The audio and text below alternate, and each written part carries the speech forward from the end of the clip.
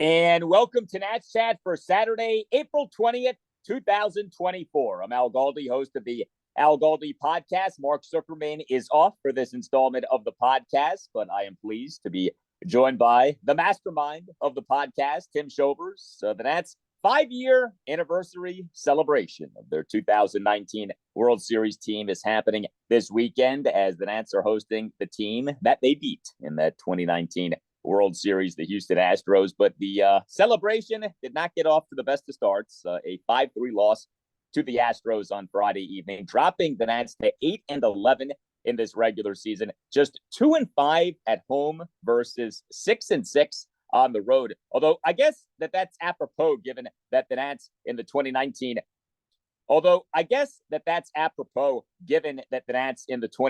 World Series went 0-3 at home versus 4-0 on the road.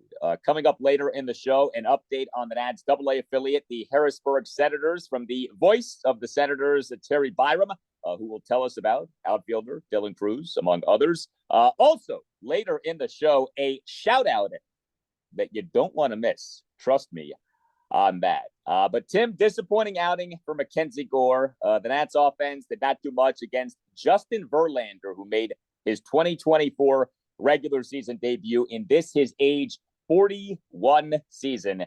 And the result was a loss on Friday evening.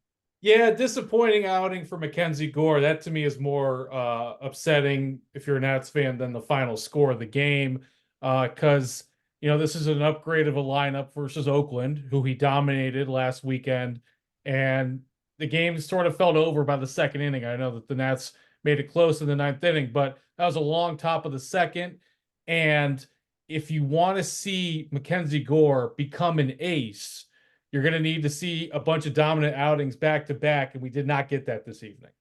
Yeah, I think when we talk about the next step for Mackenzie Gore, it is that consistency. It is that start to start, if not excellence, then quality. And there still is an up and down nature to him.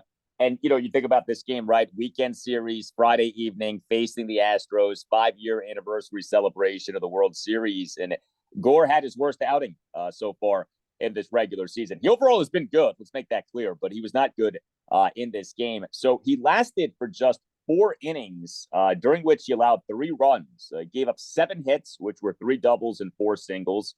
He issued a walk. He did record 4 strikeouts, and he did throw a good number of strikes, 64 strikes versus 28 balls. But you add the strikes and the balls up, you get 92 pitches in 4 innings. That is a staggering pitch count for 4 innings, 92 pitches.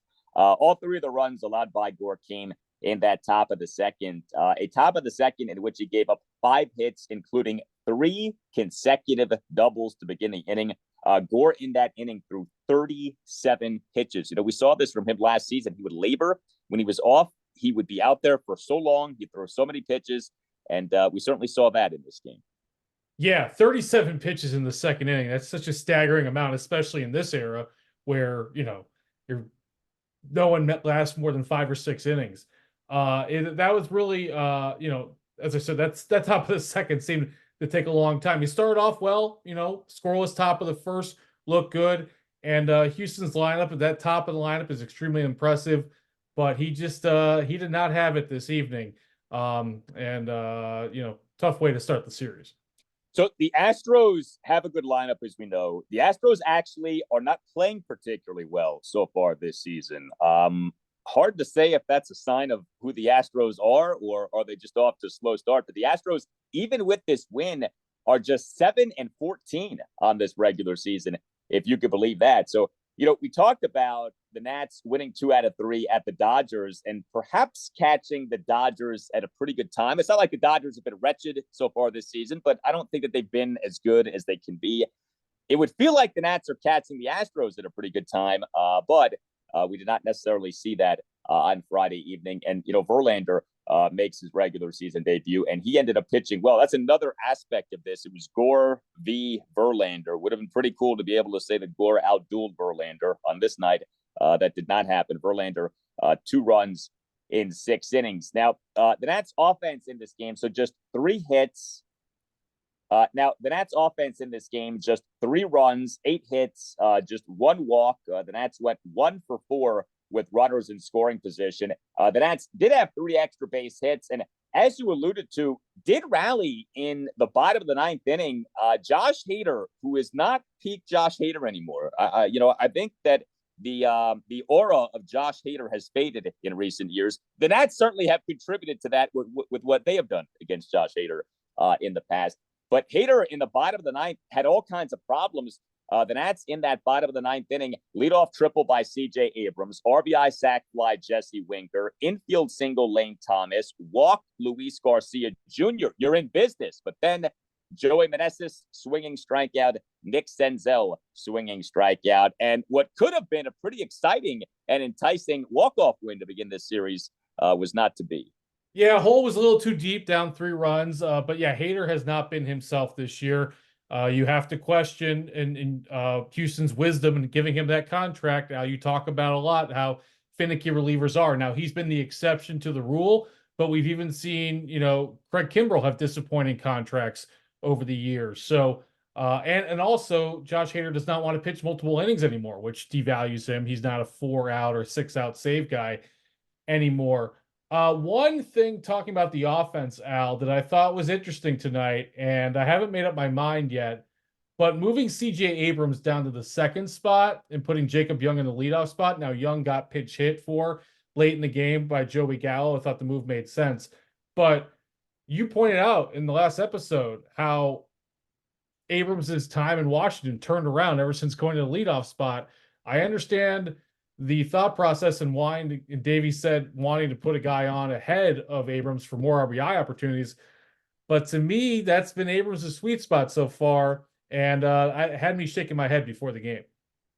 Well, Abrams did not have a hit until that leadoff triple in the 9th inning. I mean, most teams do bat their best batters in those number 2 spots. So I didn't have a problem with doing this, but I get the sentiment. And, we know how Davey is. When something is working, he usually doesn't mess with it. I mean, we've seen this many times. When the Nats have a good offensive performance, Davey will go with the exact same lineup the next game. He'll forget about matchups and he'll just, submit a carbon copy of the previous game's lineup. So, but I think logically, most good batters for teams, most best batters for teams bat in number 2 spots. And the other thing is Abrams is hitting for power. And so you hate to see these extra base hits wasted with nobody on. And so I think there's an intellect behind what Davey did. But, at the end of the day, it's like there's only so much Abrams on his own can do. Other guys need to hit. I mentioned the triple. It was great to see that 1-run 9th. Abrams, a leadoff full count triple to the right center field gap to conclude an 8-pitch plate appearance against Josh Hader. Another offensive standout for the Nats in this game, Riley Adams, who, with Keibert Ruiz on the 10-day injured list with the single worst case of influenza in the history of influenza, Adams has produced. He's been leaned on a lot, and more often than not, he's come through. Adams in this game on Friday evening, Nats starting catcher, number 8 batter, 2 for 3 with a solo homer and a double. Adams in the Nats 1-run third, a 1-out opposite field double off the right center field wall. And Adams in the Nats 1-run fifth, a 2-out first pitch solo homer to center field to cut the Nats deficit to 4-2. I don't know how much more you realistically could be hoping for here from Riley Adams. 10 games in this regular season, OPS of 899. He's slugging 583. He has produced, especially with Keibert being out for so long with this illness. Yeah, for years we've been talking about ways that the Nats could get Riley Adams in the lineup more, whether it be DH, or there was that brief period of maybe putting him at first base. He took some drills there. And now he's been given this extended opportunity because of Ruiz's illness, and he's shown that he is a major league hitter when given the opportunity. I was thinking about this, Al, on the podcast a lot, we talk about Lane Thomas and the John Lester trade gets mentioned. For Nats fans, quiz yourself real quick. Do you remember who the Nats traded for to get Riley Adams from Toronto? I'll give you a second there.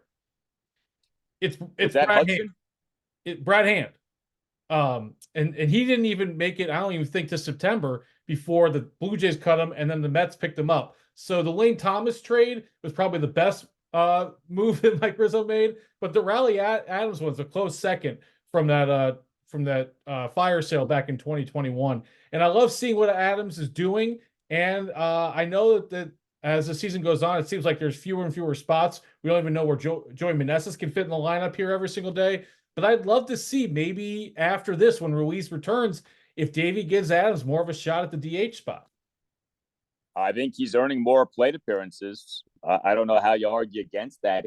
The Nats offense actually has not been that bad so far this season. And I know at times it probably feels like the Nats offense isn't good. And certainly there have been run outputs that have not been good. And certainly there have been games in which the Nats offense has not been good. But like you look at what specific Nats players are doing this season, like just looking at some of these slugging percentages for this regular season, Abrams 662, Riley Adams 583, Jesse Winker 552, Luis Garcia Jr. 481. I mean, you've got some guys who are hitting for some power here.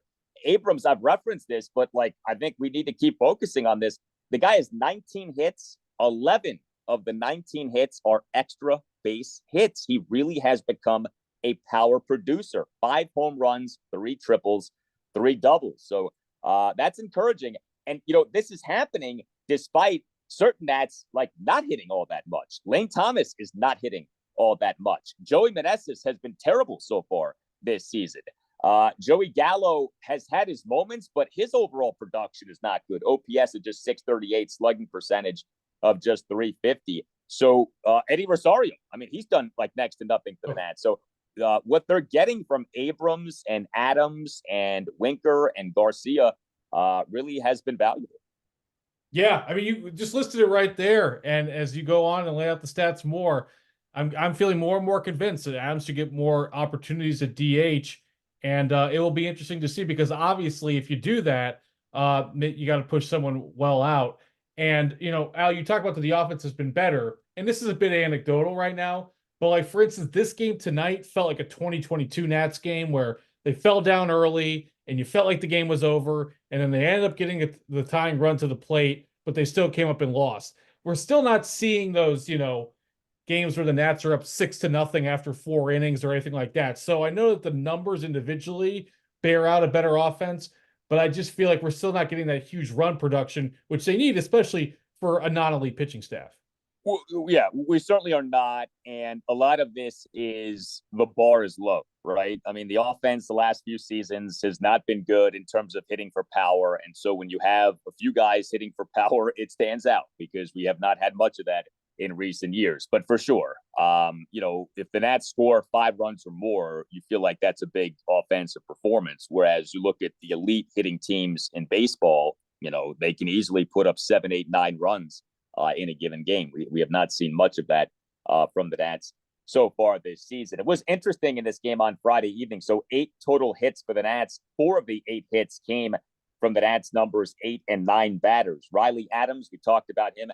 He had a couple of hits, and Ildemaro Vargas had 2 hits. He was your Nats starting third baseman and number 9 batter. And boy, did Ildemaro have an interesting game on Friday evening. So Vargas went 2 for 3 with an RBI single and another single, but he also officially went 0 for 2 on stolen bases. Vargas in the Nats 1-run third, a 1-out RBI single through the right side of the infield to cut the Nats deficit to 3-1. But he later in the inning got picked off and was tagged out in a rundown between second and third base.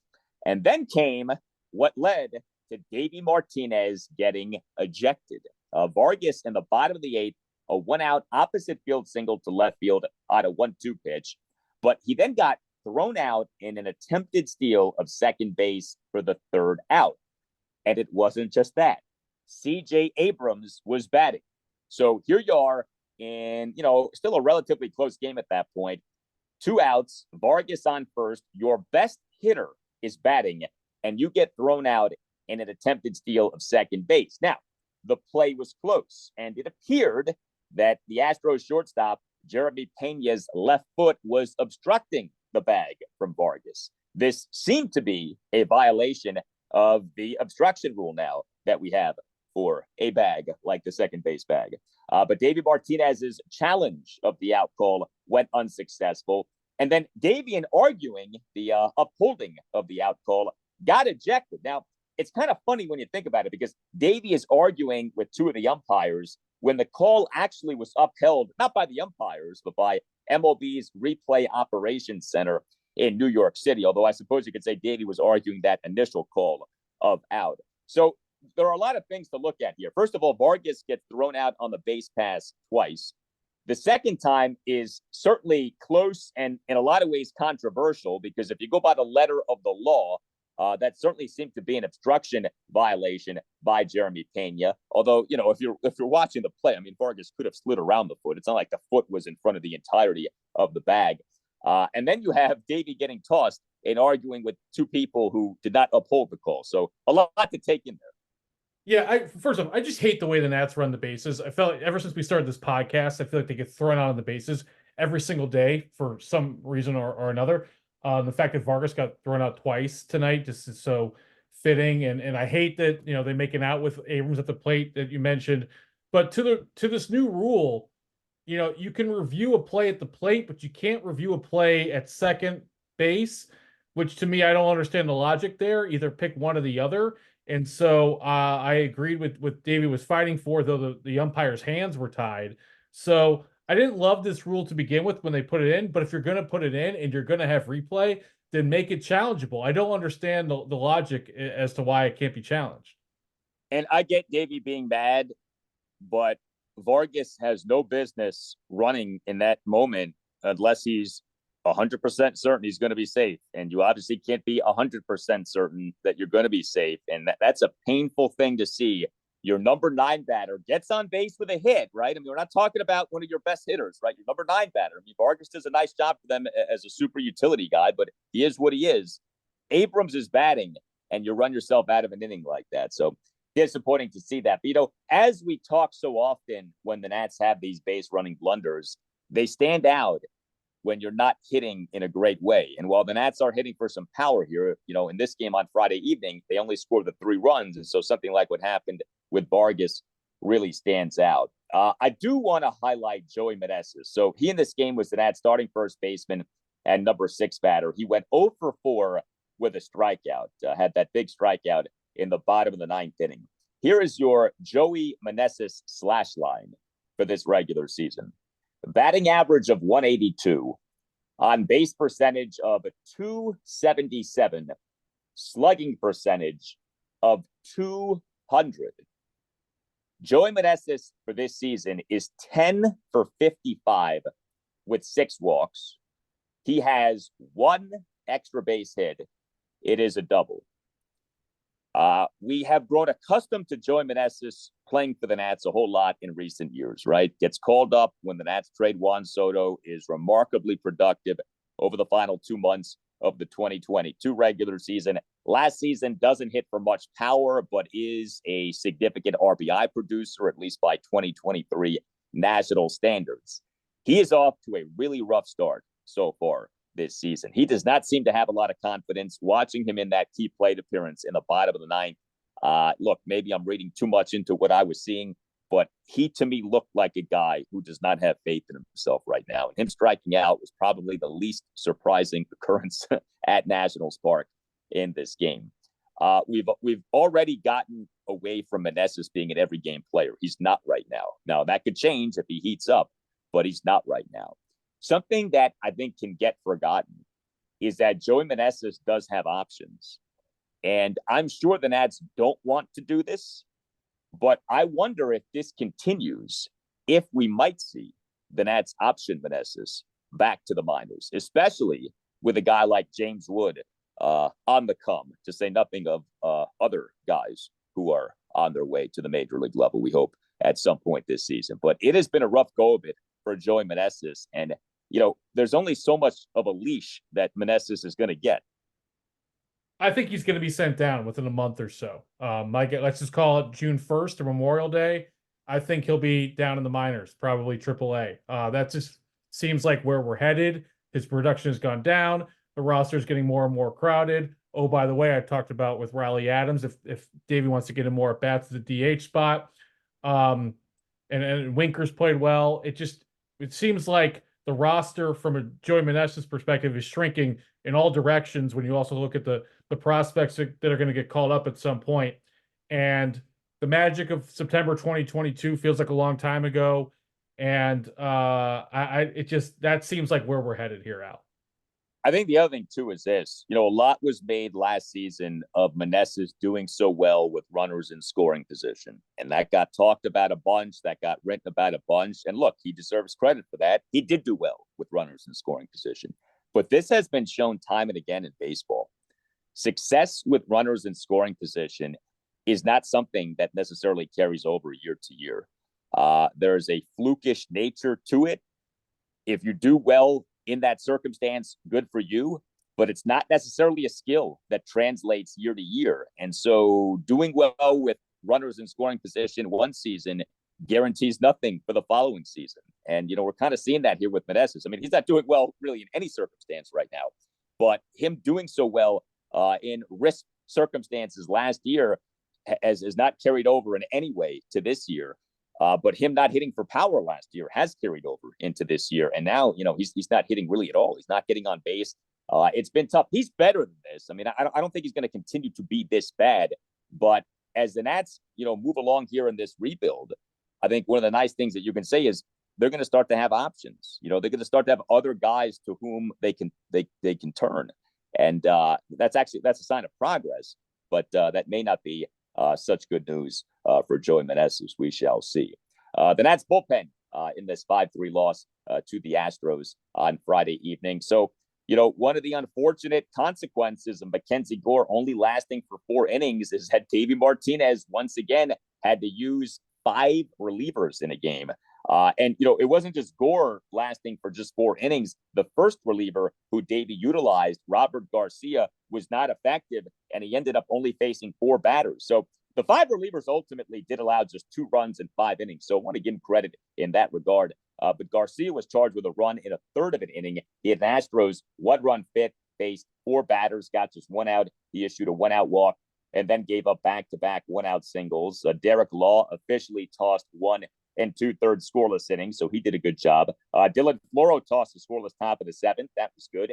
Matt Barnes allowed a run in the top of the 8th. And the mop-up man, Tanner Rainey, he did toss a perfect top of the 9th. I was actually very happy to see that. He needed that. This guy needs to start stacking up some good performances to work his way up that Nationals bullpen hierarchy. So there were positives with the bullpen in this game. I just hated that Davey had to use 5 relievers. Now, the Nats do have an off day coming up on Monday, so it's not like a dire situation with the bullpen. But, boy, it feels like in so many games so far this season, Tim, Davey has used at least 3 relievers and many times more than 3 relievers. Yeah, it's every day. It seems like at least 4, and that's obviously going to add up, and it's unsustainable. And that's why you'd love to see guys like Gore and the rest of the staff, pitch longer and not, Irvin got yanked the other day in 73 pitches. Like at some point, it can't just be Patrick Corbin that you're sending out there to eat innings. And it's not like the Nats have a ton of, some teams in their minor leagues and their down in the minors have a bunch of arms ready to go. The Nats don't really have that. So I don't think that this bullpen pace can keep up. And I'm hoping that extends to longer outing from the starters, because this whole, bringing in Derek Law every single game and having 4 or 5 relievers, that ain't going to cut it. We are getting to know Derek Law very well. We are getting to know the Law quite well as Nationals fans and observers so far this year. All right, so Friday evening, game 1 of this special weekend series, 5-year anniversary celebration of the 2019 World Series champion Nats. Now, there's stuff happening with each game, although the meat of the celebrating really is going to take place on Saturday during game 2. If you're curious about the attendance for this game on Friday evening, if there was a bump due to the anniversary celebration, it really wasn't all that much. So the official attendance, 22,999. But again, the meat of the celebration is happening Saturday. Now, you were at Nationals Park for a good chunk of the evening. What stood out to you in terms of the celebration?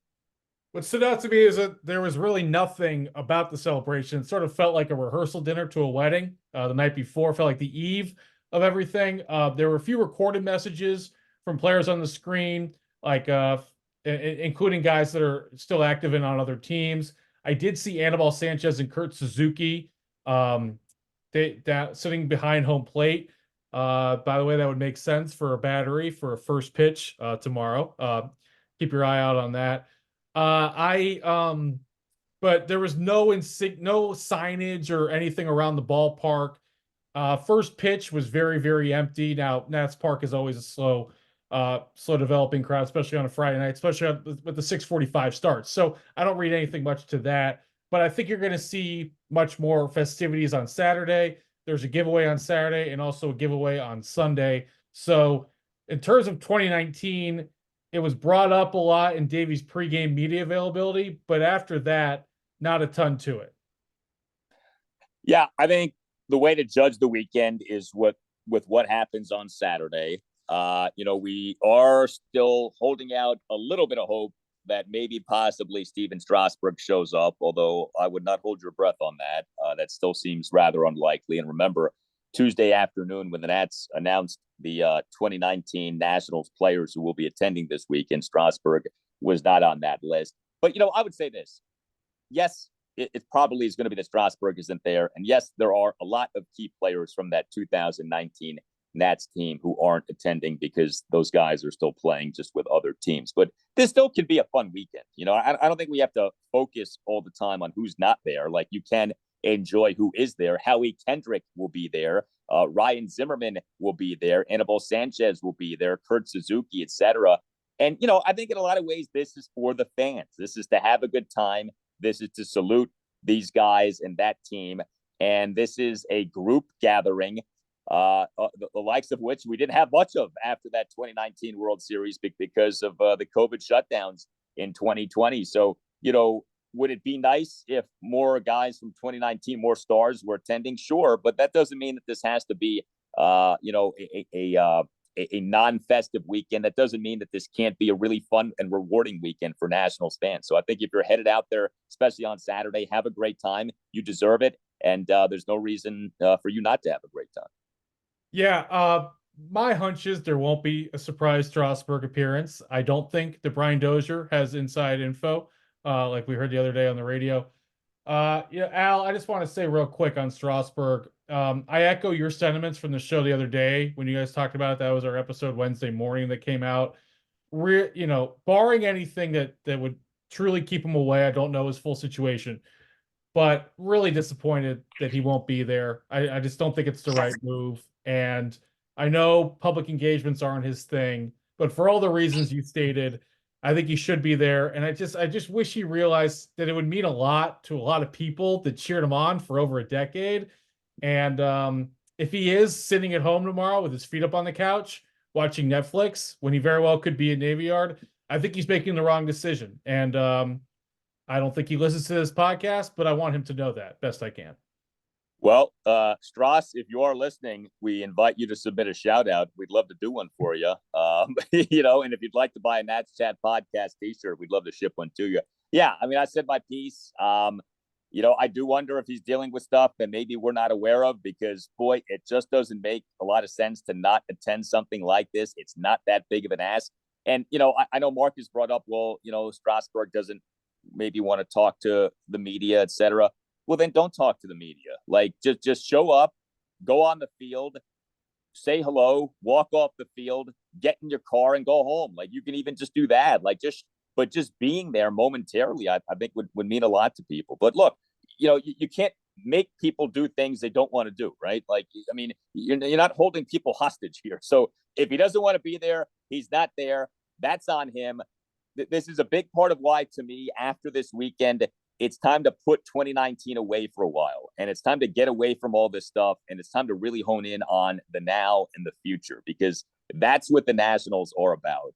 And, the Strasburgs and the Corbins and the things that happened half a decade ago at this point, it's all fine and dandy. But I really think, let's really start to hone in on CJ Abrams and Mackenzie Gore and Josiah Gray, who hopefully is back soon, and James Wood and Dylan Cruz, et cetera. I think that's where the focus needs to be at from a Nationals perspective. All right. We mentioned the shout outs.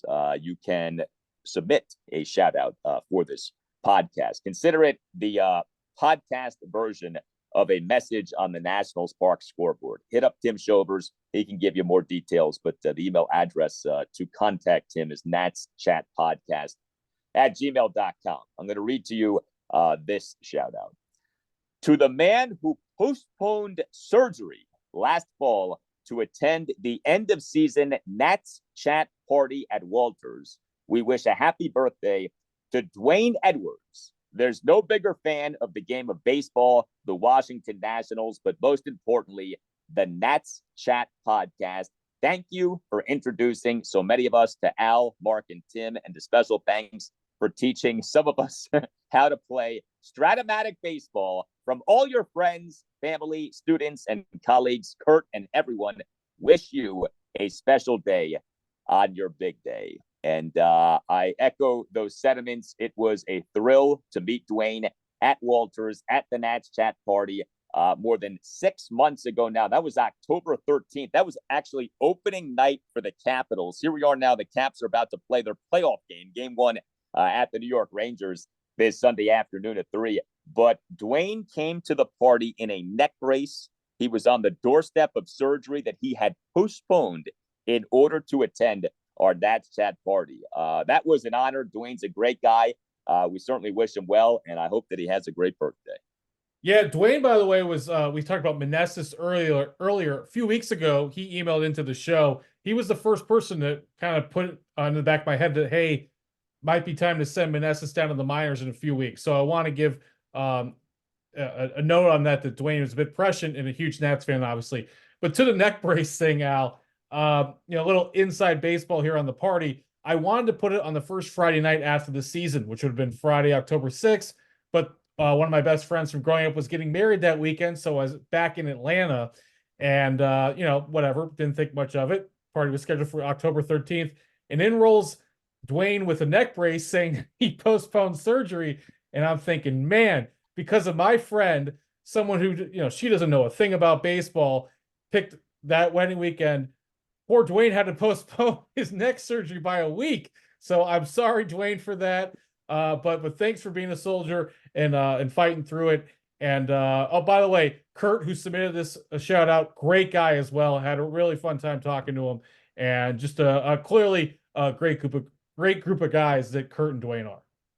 And Dwayne was nothing but like happy and positive at the party. Like, for a guy in a neck brace about to undergo surgery, you would not have known from his demeanor. Like it was really a thrill to hang out and talk with him. So all the best to Dwayne. Thank you for that shout out, Kurt.